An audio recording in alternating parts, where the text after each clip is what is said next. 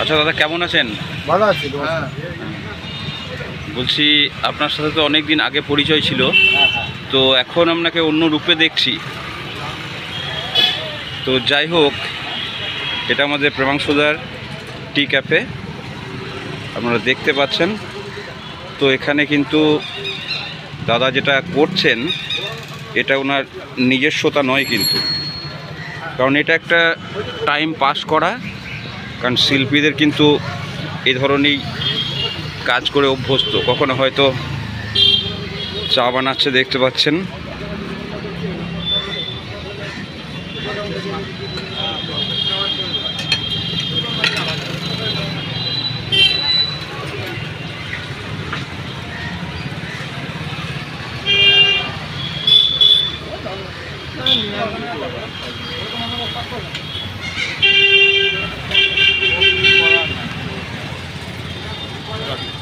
আচ্ছা, এটা কি?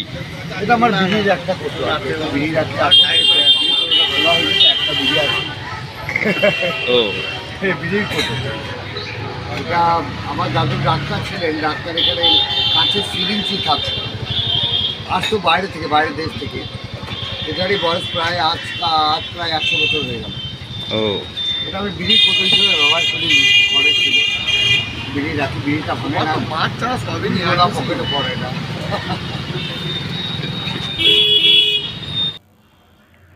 আচ্ছা, আমাকে মাউথ অর্গান যন্ত্রটাকে আগে একবার দেখাবে হাতে? হ্যাঁ হ্যাঁ, দেখো। এই মাউথ অর্গান একটা ইনস্ট্রুমেন্ট, মিউজিক্যাল ইনস্ট্রুমেন্ট, যেটা বাজাবে। হ্যাঁ প্রেমাংশুদা, চলুন সবাই আমরা উপভোগ করি। রবীন্দ্রসঙ্গীত বাজাচ্ছে। অবশ্যই।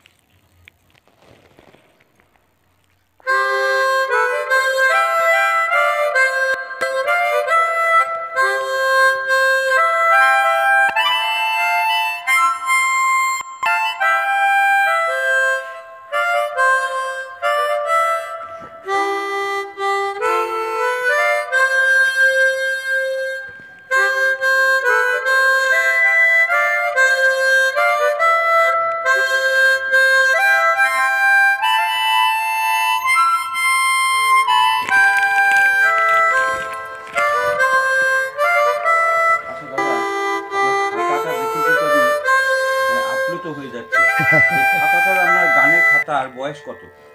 বয়স এটা আনুমানিক প্রায় 16-17 বছর বটে এটা। আচ্ছা, আপনার খাতাটা কি আমাকে খুলে দেখাতে পারবেন? নিশ্চয়ই। গানগুলো এতে আমি আমার যেগুলো খুব ভাল লাগে গানগুলো আর কি, যেগুলো খুব মনের দিকে সাড়া পায়, সেই গানগুলো আমি লিখে রেখেছি। এটা মা আমাকে মায়ের প্রথম লেখায় লিখে দিয়েছে আর কি। আমার স্নেহের পুত্র পথ সার্থক হোক, পূর্ণ হোক, এই বলে লিখে দিয়েছেন। কিন্তু এটা পেন মানে কালি পেনে লেখা বলে এগুলো উঠে গেছে। আর কয়েকজনের গান লেখা আছে, সেগুলো আমি সুর দিয়েছি আর কি। এটা জিন্নাদার লেখা। সেই অনুরা মাঠের পাড়া রোজ বেড়াতে আসে, শোন একটি নদীর মাঠের পাড়ে সখারি তল্লাশে, সুর এনে দেয় ঢেউয়ের সাথে পাহাড় তলি হাতে, প্রেম প্রতিদিন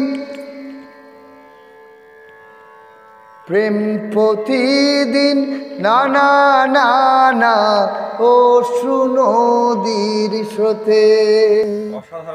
মানে এই গানটি আমার এক দাদা জিন্নাদা আর কি, তিনি লিখে দিয়েছিলেন। আমি আমারই সুর করা এই গানটি উনি লিখে দিয়েছিলেন। অসাধারণ সুর, একদম কথাগুলো অসাধারণ। হ্যাঁ হ্যাঁ। কিন্তু আমি খাতাটা আমার দর্শক বন্ধুকেও একবার দেখাবো, কারণ আমি সেই স্কুলেই পড়েছিলাম যে স্কুলে গুরুদেবের হাতের লেখার সঙ্গে হাতের লেখার অনেক মিল রয়েছে আমার।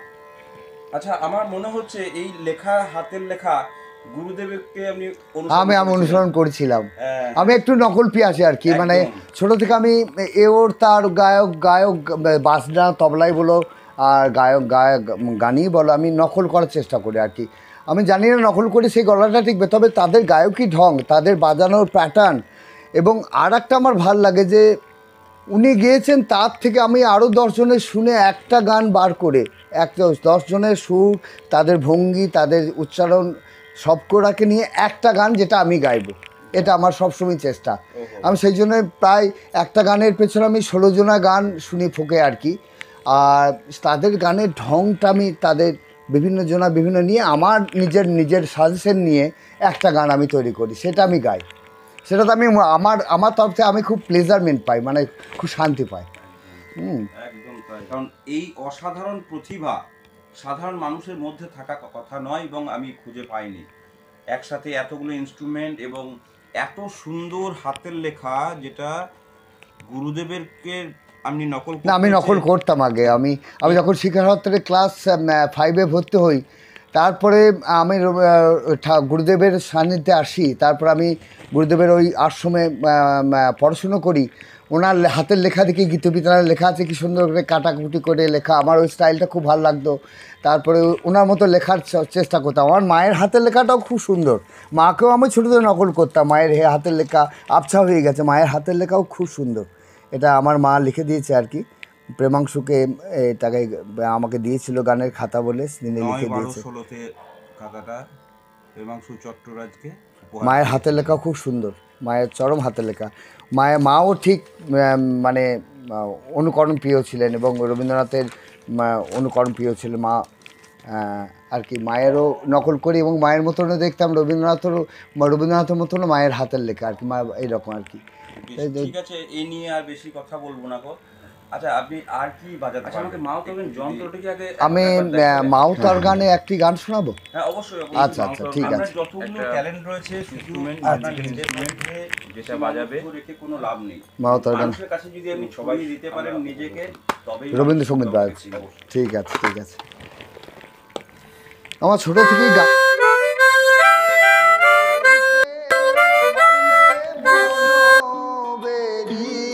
ধরতে পারলে মনোবেরি দিতে, পাখির পায় কমলে আসে যায়, খাঁচার ভিতর পাখি কমলে আসে যায়।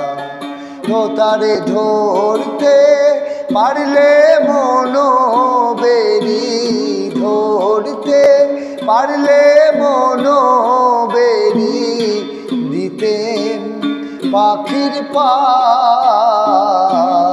কমলে আসে যায়, খাঁচার ভিতর পাখি কমলে আসে যায়। আট কুঠুরি নয় দরজাটা,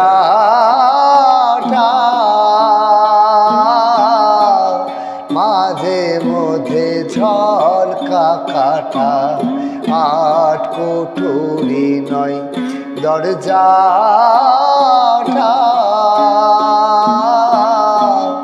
মাঝে মধ্যে ঝলকা কাটা।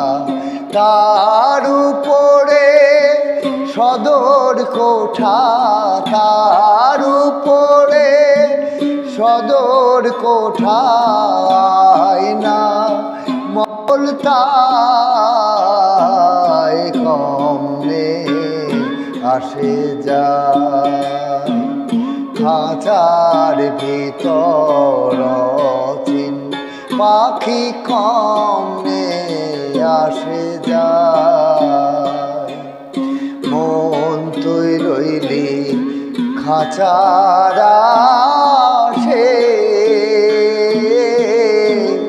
খাঁচা যে তোর খাঁচা বাসে। মন তুই রইলি খাঁচার আসে, খাঁচা যে তোর কাঁচা বাসে। কোন দিন খাঁচা পরিবে খোসে কোন দিন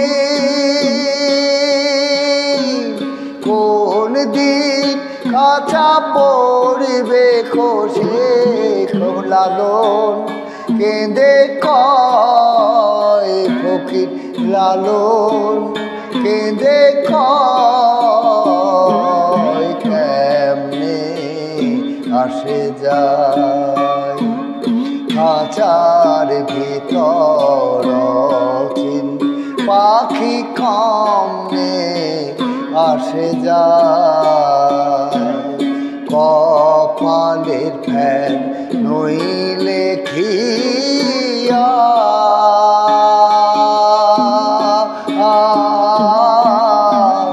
পাখিটির এমন ব্যবহার কপালের ফ্যান নইলে খিয়া পাখিটির এমন ব্যবহার খাঁচা ভেঙে পাখি আমার খাঁচা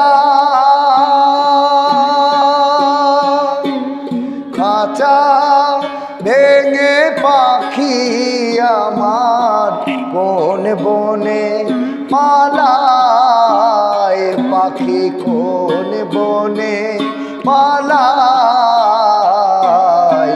কমনে আসে যায় খাঁচার ভিতর চিন পাখি কমনে আসে যায় ও তারে ধরতে পারলে মনোবেরি ধরতে পারলে মনোবেরি দিতেন পাখির পায় কমনে আসে যায় খাঁচার ভিতর খাঁচি কেমনে আসে যায় ও পাখি কমনে আসে যায় পাখি কমনে আসে যায় পাখি কমনে